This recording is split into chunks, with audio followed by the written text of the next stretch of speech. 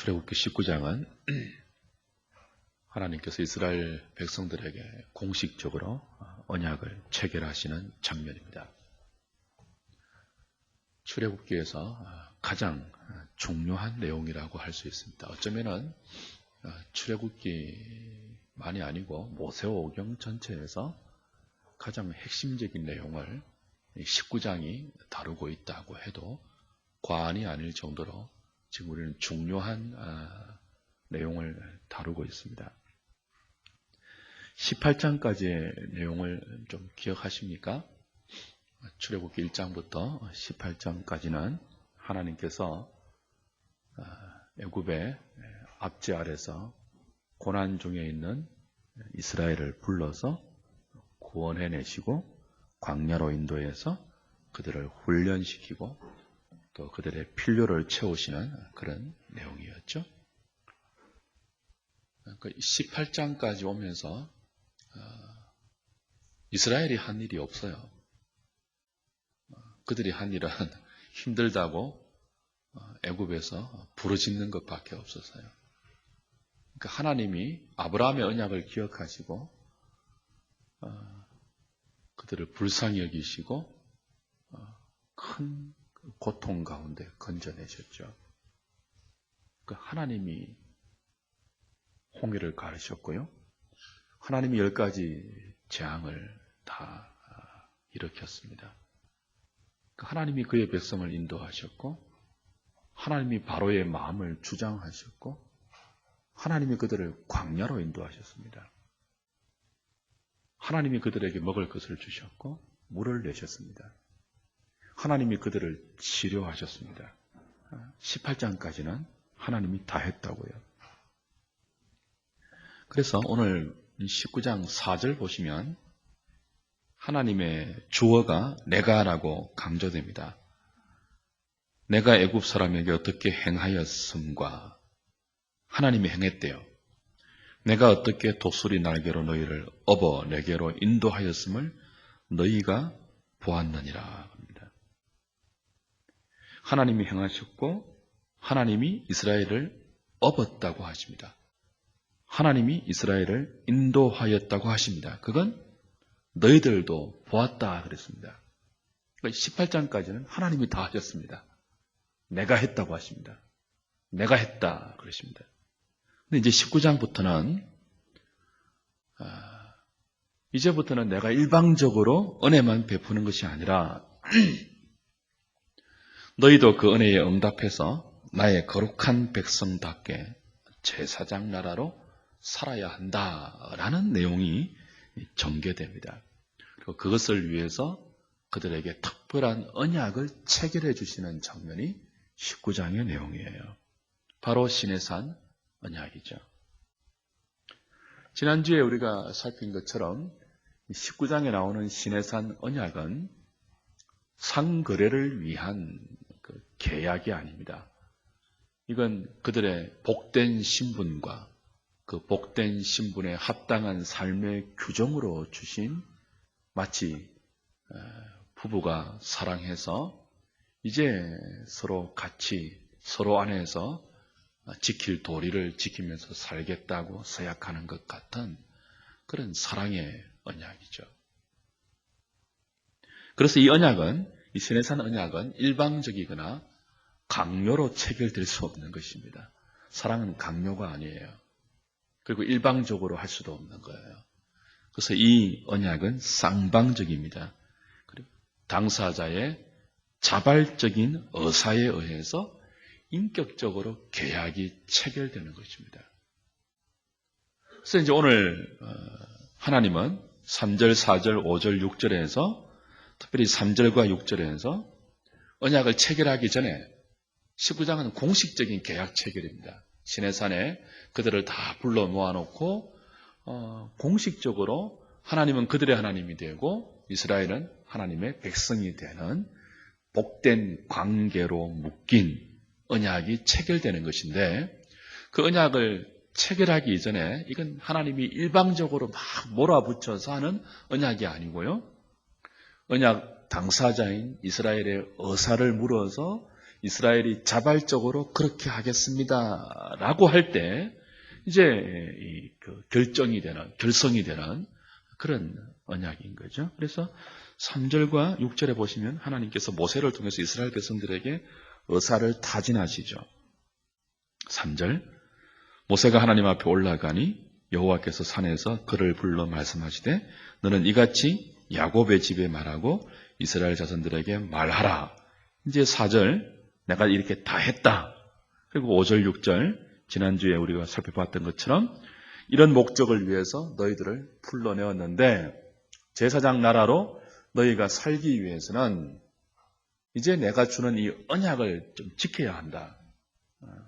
내 말을 들어야 한다. 그렇게 할래라고 이제 모세를 통해서 의사를 물어보세요. 일방적으로 막 몰아붙이지 않았어요. 이제부터 너희들의 삶은 너희 자신을 위한 삶이 아니라 나와 다른 사람을 위한 삶이 되어야 한다.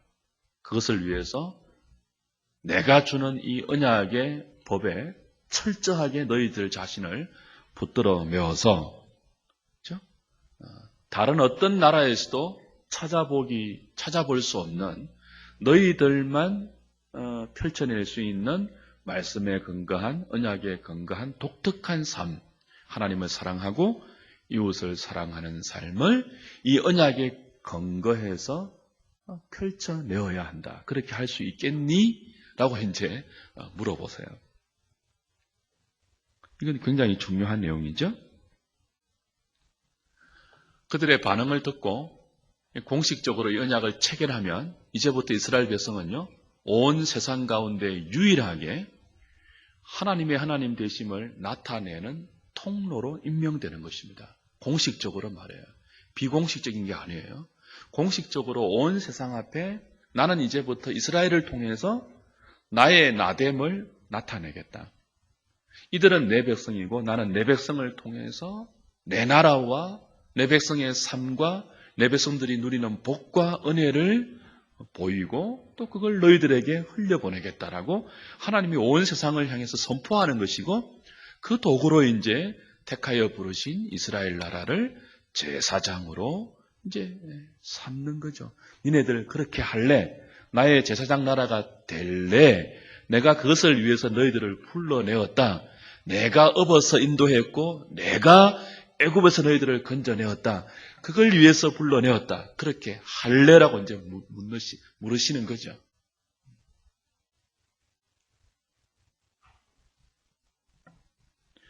앞으로 여기 이스라엘 백성이 예 그렇게 하겠습니다라고 응답하면 이제 율법이 주어지고 언약의 법으로 말입니다. 그들은 이 율법을 통해서 이 땅 어디에서도 찾아볼 수 없는 독특한 하나님 나라의 백성으로서의 정체성을 갖게 되는 것입니다. 이건 굉장히 복된 언약이에요. 그들은 이 언약을 통해서, 언약의 율법을 통해서 비로소 하나님 백성다운 정체성을 갖게 되는 것이고, 만약 이 언약 백성에서 벗어나면 하나님 백성다운 모습을 어디에서도 발견할 수 없는 그런 독특한 공동체가 되고 나라가 되고 교회가 되고 백성이 되는 거죠. 하나님은 이스라엘 백성을 통해서 그들이 이 언약의 말씀을 통하여 자신의 연약함을 발견하고 우리 지난주에 확인했죠. 유대인들이 613가지로 해석했던 그러나 사실은 마음을 다해야 하는 이웃을 내 몸처럼 사랑해야 하는 이 언약의 법에 근거해서 자신의 연약함을 인정하고 하나님의 은혜를 더 간절히 사모해서 이 언약 말씀에 자기를 순종시켜서 나타나는 하나님을 온 세상 가운데 빛으로 반사해야 할 그런 백성이 된 것입니다.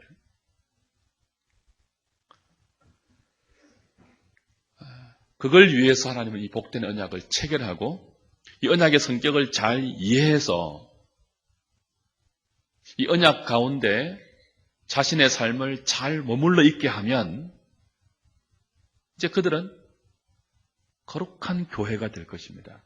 하나님의 보배로운 소유가 되고 제사장 나라로 쓰임받게 될 것입니다. 그게 이스라엘의 이스라엘됨입니다. 이건 또 신약 교회의 교회됨과 그대로 연결되는 영적 원리이죠. 여러분, 이스라엘은 율법을 통해서, 언약의 법을 통해서 세상에서 가장 독특한 나라로 창조됩니다. 그리고 이스라엘이 이스라엘 되게 유지되는 것도 이 언약의 법에 근거했습니다. 이스라엘은 정말 독특한 나라예요. 우리 그 주일날 룻기를 통해서 고엘 제도 보았잖아요. 희년 제도, 안식년 제도, 11조 제도, 그 모든 언약의 법으로 주신 어떤 의미들, 그 속에 녹아있는 하나님 백성의 삶의 규정들, 원리들, 그건 인간이 만들어 놓은, 그리고 하나님의 일반 은총 속에 녹아있는 어떤 공동체의 특징들과도 비교할 수 없는 독특한 것들이에요. 세상 어디에서 노예가 조건 없이 70년이 되면 해방되는 법이 있습니까? 세상 어떤 나라에 조건 없이 때가 되면 다시 자기 땅을 다 찾을 수 있는 그런 나라가 어디 있어요?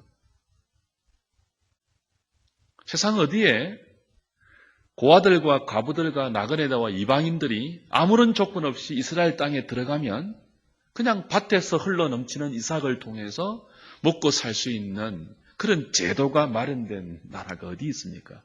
없죠. 하나님은 이 언약의 법을 통해서 이스라엘 백성을 이스라엘 백성답게 규정 지어주는 복된 어떤 정체성을 주고 있죠. 그래서 우리는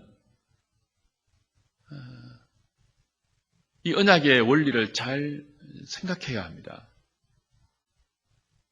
구약 이스라엘이 이 언약의 법을 벗어나면 더 이상 이스라엘이 아닙니다. 그건 독특하지가 않아요. 전혀 구별되지가 않아요. 신약 교회도 그러하죠. 언약의 법의 원리, 그 속에 녹아있는 영적인 의미들, 그것들을 우리가 무시하면 교회는 교회다워질 수가 없습니다. 그래서 우리는 늘 확인해야 되죠. 모일 때마다 하나님 말씀을 읽고 듣고 묵상할 때마다 우리 자신에게 물어보아야 돼요. 나의 삶은, 우리 교회는 과연 이 하나님의 부르심의 목적대로 언약에 근거하여 제사장 나라로서 잘 삶을 펼쳐내고 있는가? 교회는 그 방향으로 율법에 근거해서, 언약의 법에 근거해서 하나님과 이웃을 사랑하는 독특한 삶의 특징을 드러내고 있는가? 그 공동체의 독특한 신앙 고백을 우리의 예배 생활과 우리의 교제와 우리가 살아가는 모든 현장에서 일상에 녹여 표출하고 있는가를 늘 점검해야 돼요. 물어봐야 돼요. 그게 안 되면요, 우린 교회란 이름을 갖고 있지만 교회가 아닐 수 있습니다. 이스라엘이 언약의 법에서 벗어난 순간, 외형적으로 언약의 율법을 지킨다 하더라도 그 언약의 율법이 내포하고 있는 영적 원리를 그들의 삶에서 녹여내지 못하는 이상 이스라엘이 아닌 것처럼 신약 교회도 그러해요. 그래서 늘 우리는 점검해야 되죠. 오늘 7절, 8절 보면 이제 여기에 대해서 너희들 이렇게 살래, 이 원리대로 살래, 나의 제사장 나라로, 나의 보배로운 소유로 내가 주는 이 언약 법에 따라서 제사장 나라로 살아갈래? 라고 물었을 때 그들이 일제히 뭐라고 했습니까? 네, 그렇게 하겠습니다라고 응답을 했죠.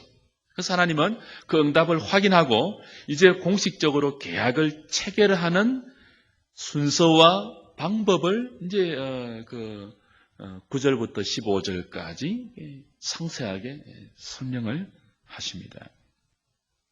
여기에서 굉장히 중요한 내용이 우리에게 주어지죠. 언약을 주실 때, 공식적으로 시내산 언약을 율법으로 주실 때 어떻게 주시는가 하는 것입니다. 이 다음 주에 보겠지만 오늘 잠시 이제 그 힌트가 나오는 것은 빽빽한 구름 가운데 모세와 대화하는 방식으로 주는 거예요. 9절에 보시면 여호와께서 모세에게 이르시되 내가 빽빽한 구름 가운데서 내게 임하면 내가 너와 말하는 것을 백성들이 듣게 하며 또한 너를 영영히 믿게 하려 함이니라. 이런 방식으로 이제 언약을 주시겠다는 거예요. 이제 다음 주에 보겠지만 16절 보시면요. 셋째 날 아침에 말씀 그대로 우레와 번개와 빽빽한 구름이 산 위에 섰고 나팔 소리가 매우 크게 들리니 진중에 있는 모든 백성이 다 떨더라. 모세가 하나님을 맞으려고 백성을 거느리고 진에서 나오매 그들이 산기슭에 서 있는데 시내산의 연기가 자욱하니 하나님께서 불 가운데서 거기 강림하시니라. 그리고 이제 19절 나팔 소리가 점점 커질 때 모세가 말한즉 하나님이 음성으로 대답하시더라. 그러니까 불기둥과 구름기둥 사이에서 하나님과 모세가 대화하는 방식으로 이제 언약을 주신단 말이에요. 언약을 체결하신단 말이에요. 여기 빽빽한 구름과 또 불 가운데 강림한다는 것은 우리 불기둥, 구름기둥 그것이에요. 두 가지가 아니라고 했죠. 사실은 하나입니다. 하나. 구름기둥 가운데 불기둥이 있는 거예요. 하나님의 임재를 상징하는 거죠. 쉐키나. 그래서 이제 밤에는 구름 대신 불만 보이고 낮에는 빽빽한 구름이 불기둥을 감싸 있어서 구름만 보이는 그런 형국의 하나님의 임재가 시내산 가운데 영광스럽게 나타나면서 그 가운데 모세와 하나님이 대화하는 방식으로 그들에게 언약을 체결하시죠. 이 방식이 굉장히 중요해요. 다시 한번 보십시오. 하나님이 18장까지 일방적으로 은혜를 주시면서 그들을 애굽에서 인도해내고, 그죠? 광야로 이끄셔서 필요한 모든 것들을 공급하시고 마치 독수리가 새끼를 업어서, 그죠? 키우듯이 이렇게 그들을 업어서 여기까지 인도했단 말이에요. 일방적으로. 근데 19장부터는 뭐예요? 그 은혜로 너희들이 내 백성답게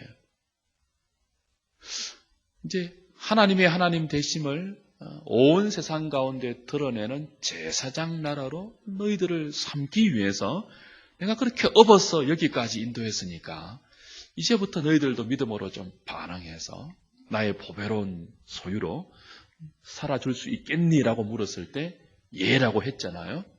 그럼 좋다.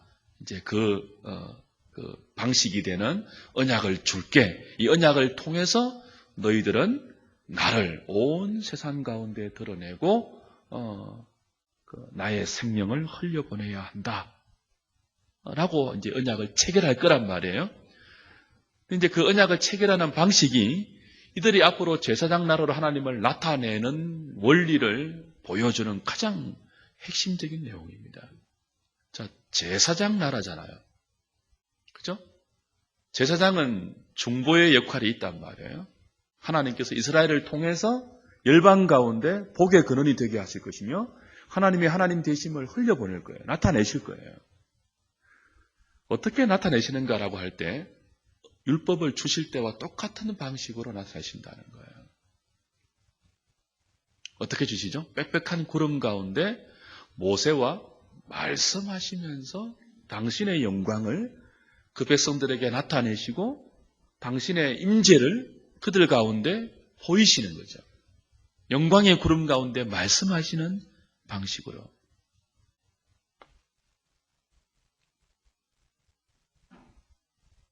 그러니까 하나님께서 이스라엘 백성들에게 내가 너희와 함께 할 것이다. 지금까지 업어서 인도한 것처럼 앞으로도 너희들과 함께 할 것이다. 그러니 너희들 내 말을 잘 듣고 내 언약을 지켜서 나의 백성이 되면 된다라고 할 때 함께 하시는 증거로 빽빽한 구름 가운데 모세와 말씀하시는 것을 주셨단 말이에요. 이 중요해요. 하나님 주신 증거는 시청각 중에서도 시의 강조점이 있는 게 아니에요. 청입니다. 청. 들려주는 방식으로 하나님이 거기 계신다는 것을 그들에게 교육하고 있고 가르치고 있죠. 그래서 나팔 소리 가운데 온 백성들이 모세와 하나님이 대화하는 것을 듣게 하세요. 16절 이후에 듣게 하세요.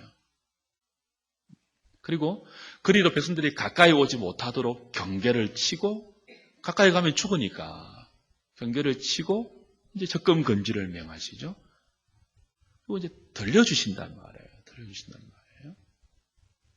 하나님께서 그의 백성을 인도해 가시고 그의 백성들에게 당신이 계시다는 것을 나타내는 방식은 늘 말씀하시는 것입니다. 세상의 교육은요, 가장 효과적인 교육의 방식으로 보는 것을 제시합니다. 보는 것. 그걸 얼마나 확실합니까? 보는 것이 가장 확실한 교육의 방법이라고 사람들은 말을 하고 그 세상의 교육학은 그렇게 가르칩니다. 그런데 하나님은 당신의 백성을 교육시키고 당신의 백성을 인도하실 때 보는 것으로 하지 않습니다. 언제나 들어라 이스라엘입니다. 쇠마 이스라엘입니다. 말씀하시는 들려주시는 하나님께 강조점이 있죠.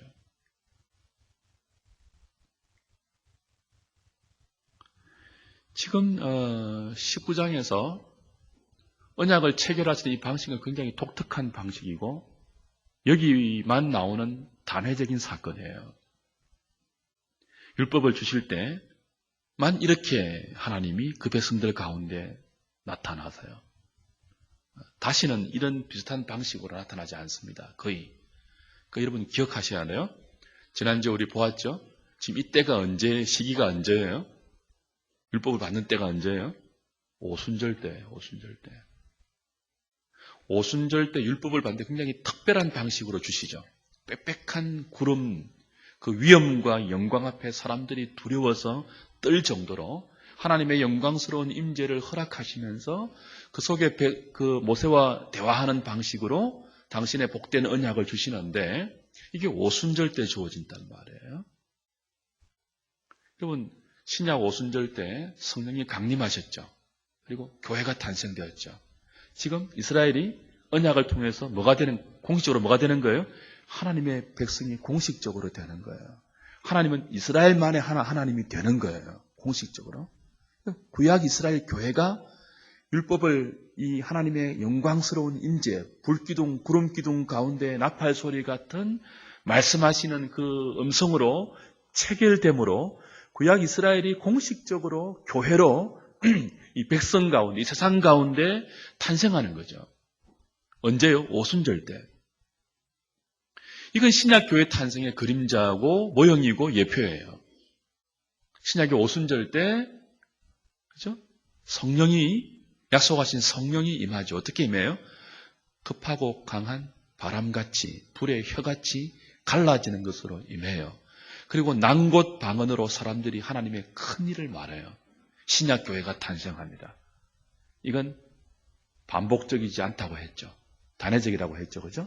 그러나 보십시오. 구약의 오순절 때 율법을 독특하게 주시는 것이나 신약의 오순절 때 성령이 강림해서 신약교회가 독특하게 세워지는 것은 반복될 수 없는 단회적인 사건입니다. 그러나 그 단회적인 사건 속에 나타난 원리는 영속적입니다. 자, 신약교회는요, 오순절의 성령 강림으로 탄생되었습니다. 그 결과는 뭐예요? 난곳 방언으로 하나님의 큰 일을 말했습니다. 복음을 이제 전파하는 거죠. 온 이방 세계 가운데. 그 현상은 반복적이지 않습니다. 그러나 오고 오는 주님 다시 오실 때까지 오고 오는 모든 세대 가운데 신약 교회가 성령의 능력으로 복음을 전파하는 것은 오순절의 성령 강림 때 탄생한 교회나 지금이나 주님 다시 오실 때까지의 교회나 동일한 원리로 지속됩니다.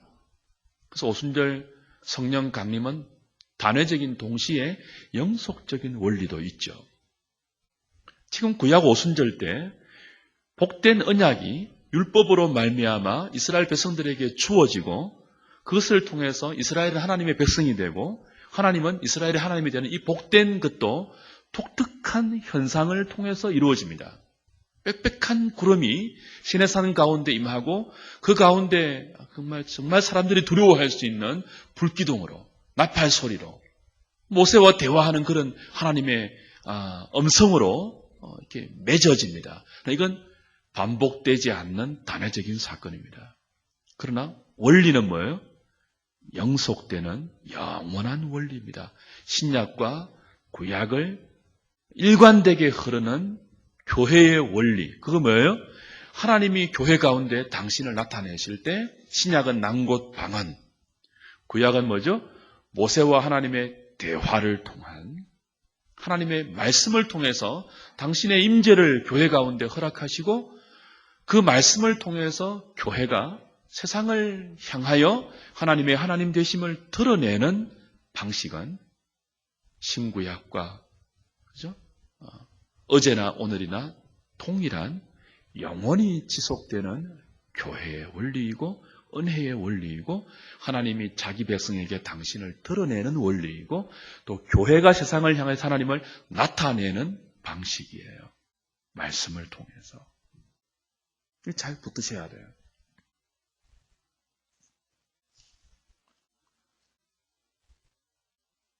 이건 반복되지 않습니다. 하나님 모세를 통해서 말씀하실 때 매일 구름 이렇게 하지 않습니다. 그런데 이것을 통해서 가르치죠.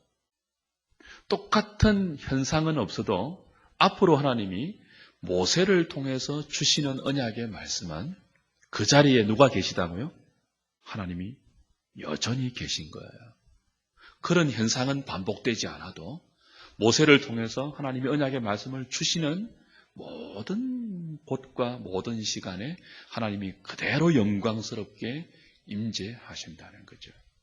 그래서 그 백성들은 모세를 통해서 주시는 언약의 말씀에 하나님이 보이든 보이지 않든 빽빽한 구름이 있든 불기둥이 있든 없든 모세를 통해서 말씀이 주어지면 그 자리에 하나님이 계신 것처럼 믿고 그 말씀에 순종해야 하는 것입니다. 그런 방식으로 그들은 하나님을 경험해야 되고 또 그들 가운데 경험되어진 하나님을 온 세상 가운데 나타 보여야 합니다. 드러내 보여야 합니다. 이건 오늘 신약 교회 가운데 공적 예배의 설교의 중요성을 굉장히 도드라지게 확인시켜주는 중요한 교훈이죠. 여러분, 설교는 우리의 생각보다 훨씬 중요한 시간입니다. 훨씬 진지해야 되고 훨씬 간절해야 되고 훨씬 우리 신앙의 핵심적인 요소로 여러분의 삶의 설교가 자리 잡아야 합니다. 공적 예배에. 은혜의 방편은 말씀과 기도이고 개인적으로 묵상하는 시간보다요 공적 설교를 통해서 하나님은 언제나 그의 당신의 백성을 먹이십니다. 그래서 교회는 건강해야 합니다. 우리 결혼할 때 배울 것이지만 참된 교회의 표지 가운데 첫 번째가 뭐였죠? 말씀의 선포입니다. 말씀이 바르게 선포되지 않는 건 교회가 아닙니다. 이스라엘이 언약의 율법을 어기는 이상 이름만 이스라엘이지 이스라엘이 아닌 것처럼 신약 교회도요. 말씀을 제대로 하나님이 주신 의미대로 백성들에게 선포하고 또 백성들이 그 말씀을 따라 신앙생활을 하지 않으면요. 그 교회는 이름뿐인 교회입니다. 참된 교회가 아니에요. 유형교회에 불과하지 참된 무형교회가 아니에요.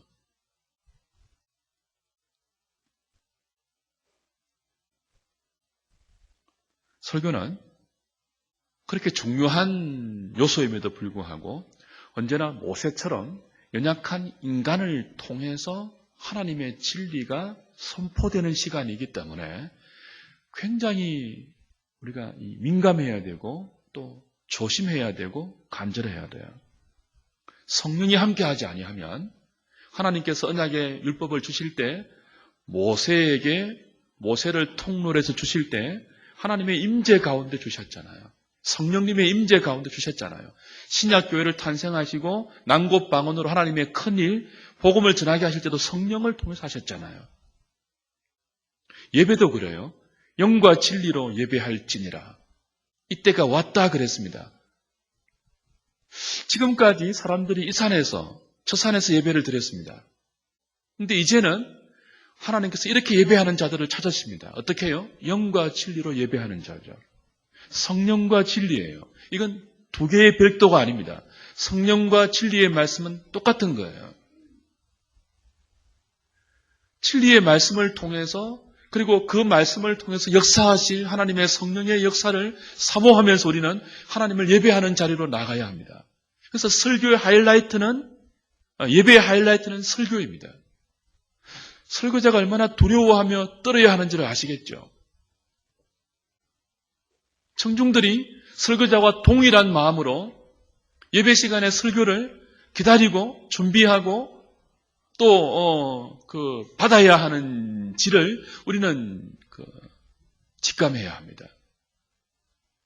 성령께서 설교자와 함께하지 않으면, 성령께서 예배 가운데 우리와 함께하지 않으면 우리의 예배와 우리의 설교는 인간적인 모임이 될 수밖에 없고, 이 설교는 단순히 인간의 도덕적 감화나 화려한 언변의 유희로 그냥 끝나고 마는 거죠. 성령께서 함께하지 아니하면요. 오직 성령께서 함께하실 때만 우리는 이 설교를 통해서 혹은 예배를 통해서 하나님의 임재하심을 경험하게 됩니다. 그리고 우리의 영혼에 놀라운 변화가 하나님 말씀을 통해서 일어나게 되죠.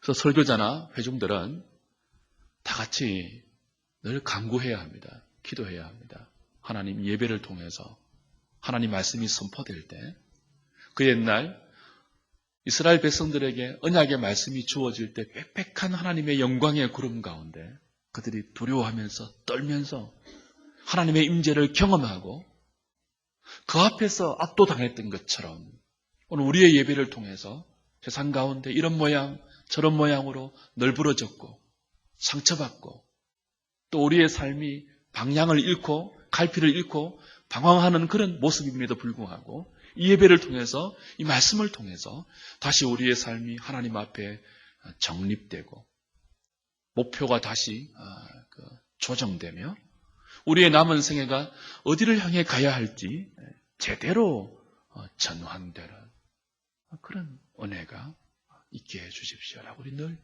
간구해야 합니다. 설교는 강의 시간과 달라요. 강의는 강의자가 가진 지식을 전달하는 시간이죠. 설교는 단순한 지식의 전달 시간이 아닙니다. 인간의 연약한 통로를 통해서 하나님께서 생명을 우리에게 주시기를 간구하면서 하나님께서 연약한 인간 설교자를 통해서 우리 가운데 일하시는 것을 함께 경험하는 시간입니다. 그래서 우리는 보다 진지해질 필요가 있습니다. 보다 간절해질 필요가 있습니다. 설교 시간이 농담하는 시간이 되어서는 아니 되는 이유가 여기 있습니다. 개그맨처럼 설교자가 해서는 안 될 이유가 거기 있습니다. 우리 귀를 즐겁게 하거나 우리의 현실적인 필요에 목말라서 단순히 우리의 마음을 즐겁게 하기 위한 동기로 우리가 예배에 나오지 말아야 할 이유도 여기 있습니다.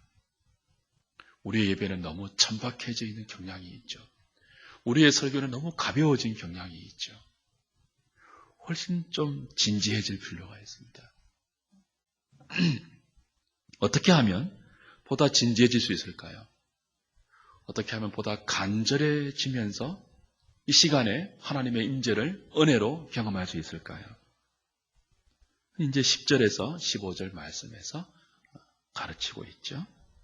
하나님은 예, 그렇게 하겠습니다 라고 응답한 이스라엘 백성들에게 바로 당신의 임재 가운데 언약을 체결하지 않으십니다. 며칠째 그렇게 하시죠?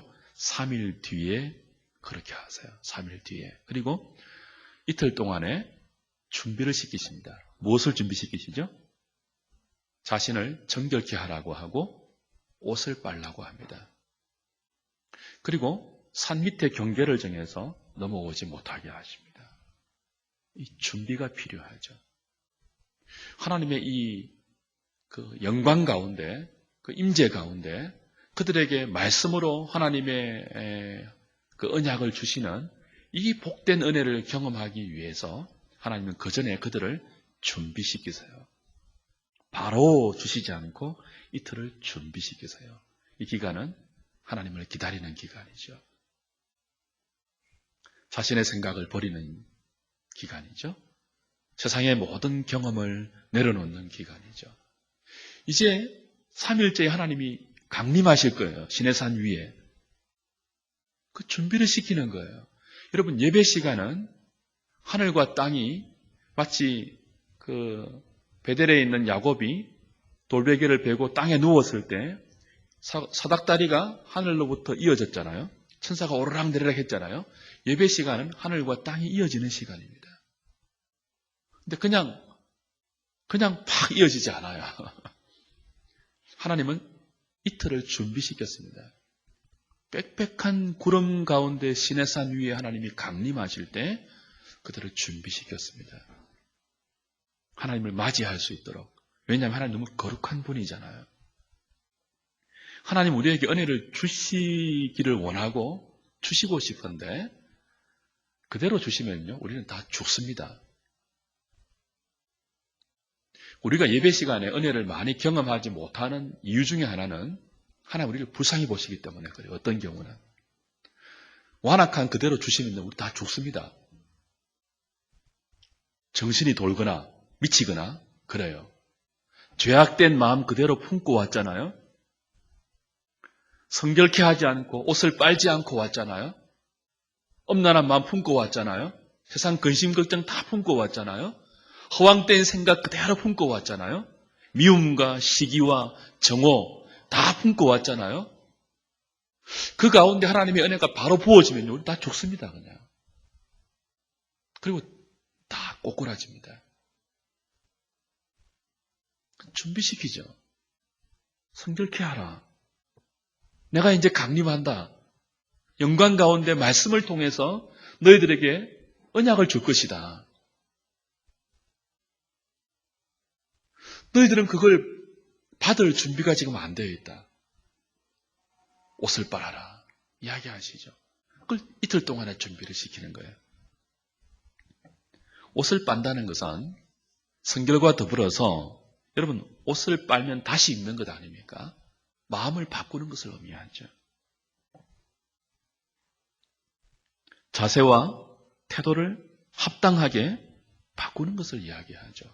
하나님이 강림하시는 것인데 은혜로 임하시는 것인데 그 은혜로 임하시는 하나님을 맞이할 수 있는 합당한 자세를 합당한 마음과 합당한 태도를 가지는 것이 옷을 빠는 거죠. 자신을 성결케 하는 거죠. 여러분 우리의 예배는 우리의 기분에 따라 왔다 갔다 해서는 안 돼요. 우리는 연약한 인간이기 때문에 예배 드리기 전에 늘 죄에 휩쓸릴 수 있고 답답할 수 있고 근심 걱정할 수 있고 여러 가지 막 이상한 마음 가질 수 있고 침체될 수 있단 말이에요. 얼마든지 그럴 수 있잖아요. 그런데 예배받기 합당하신 하나님은요. 우리 기분이 좀 나쁘다고 우리가 그 예배를 막 그렇게 침체되어서 드리도 되는 그런 분이 아니에요. 하나님께 나올 때는 옷을 빨아야 돼요. 여러분이 답답할 때 예배도 답답하면 안 돼요. 찬송 부를 때 좀 크게 부르십시오. 여러분이 찬송을 부르기 싫다고 늘 목이만한 소리로 불러야 합니까? 억지로 감정을 끌어내서 박수 칠 필요는 없지만 최대한 진지하게 가사를 생각하면서 크게 부르셔야 됩니다. 여러분의 감정대로 예배가 가도록 그냥 방치하시면 안 돼요. 그건 옷을 빠는 게 아니에요. 이틀 동안은 그걸 준비하는 시간입니다. 하나님 말씀을 들을 때 말씀 들으러 나올 때 그냥 나오시면 안 돼요. 마음의 준비를 하셔야 돼요. 옷을 빠셔야 돼요. 성결케 하셔야 돼요.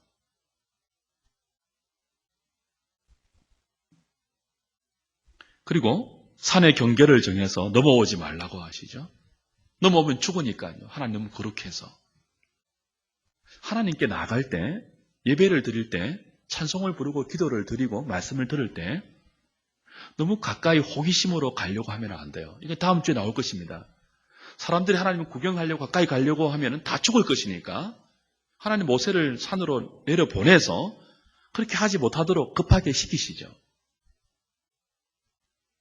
여러분, 예배를 호기심으로 드리는 사람들이 있어요, 없어요? 있죠. 설교도 그런 관점으로 듣는 사람이 있어요, 없어요? 있죠. 그렇게 하지 말라는 거예요.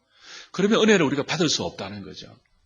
은혜를 주시고 싶어도 그렇게 하면은 그런 상태의 은혜를 주시면 다 죽기 때문에 다 뭐 그냥 정신이 이상해져 버리기 때문에 주실 수 없는 거예요. 우리를 배려해서.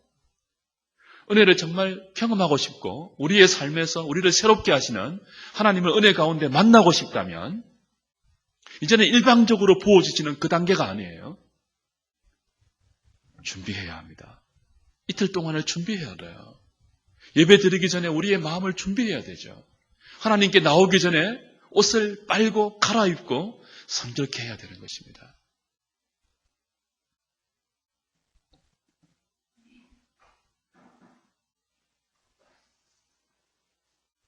우리가 침체되었다고 우리 예배도 침체되지 않으면 좋겠습니다. 말씀했죠?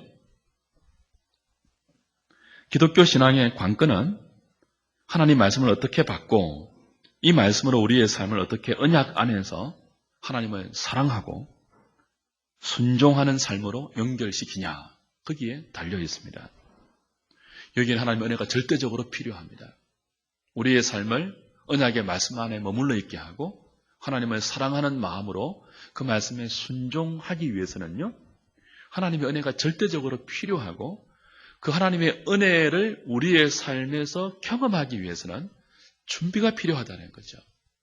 자발적인 준비가 필요하다는 거예요. 그 준비가 뭐죠? 성결케 하는 것입니다. 옷을 빠는 것입니다. 우리의 마음을 바꾸는 것입니다. 보다 진지하게요. 좀 더 간절하게요. 하나님의 은혜가 없으면 우린 살 수 없습니다. 그와 같은 가난한 마음으로 우리의 삶에 하나님의 은혜를 막고 있는 로이더 존저의 표현에 의하면 쓰레기들을 치워야 돼요. 그렇죠?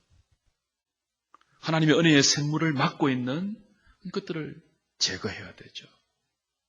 습관적인 형식들,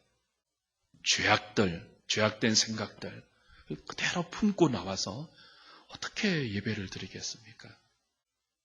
우리가 사람을 만날 때 조금 유명한 사람 만나고 그 사람의 말이 혹은 그 사람의 결정이 내 인생에 영향을 미친다고 생각되는 사람을 만나러 갈 때는요, 그냥 안 가지 않습니까? 예의를 갖추죠. 복장도 예의를 갖추죠. 말도 예의를 갖춰서 하죠. 태도도 예의를 갖추죠. 조금 영향력 있는 사람만 만나는데도 우리는 준비를 한다고요. 근데 우리 인생의 존재의 근원이시며 생사의 모든 기초가 되시며 우리 운명을 붙들고 있는 그분 앞에 나아갈 때 우리 너무 준비 없이 너무 간절함 없이 너무 습관적으로 나아가는 것은 아닌지 좀 돌아볼 필요가 있다는 거죠. 보다 진지하게 준비하는 마음으로 보다 간절하게 하나님의 은혜가 나에게 정말 필요합니다. 그런 마음으로 남아있는 우리의 생을 준비 잘 시켜서 늘 하나님의 은혜를 경험하고 그래서 그 경험되어진 하나님을 세상 속으로 비추어주고 드러내고 나타내는 일에 성공하는 저와 여러분 될 수 있기를 주님의 이름으로 부탁드립니다.